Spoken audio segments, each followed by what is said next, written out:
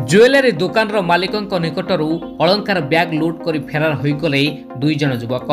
बालेश्वर जिला खैरा थाना डुंगुरा बजार तारिणी ज्वेलरी दुकान मालिक गणेश साहू दुकान सटर खोलिबा बेले अलंकार ब्याग टी एक चेयर रखिथिले। हठात एक बाइक रे दुई जन युवक आसी अलंकार ब्याग टी लुट कर फेरार हो जाइथिले। बड़ जयपुर ग्रामर गणेश साहू दीर्घ वर्ष धरी डुंगुरा बजार रे ज्वेलरी दुकान टी करथिले। ब्याग रे लक्षाधिक टंकार अलंकार थिबा बेले चेयर उपर रखिथिबारु दुई जन युवक यार सुजोग नै लुट करी पळाई जाइथिले।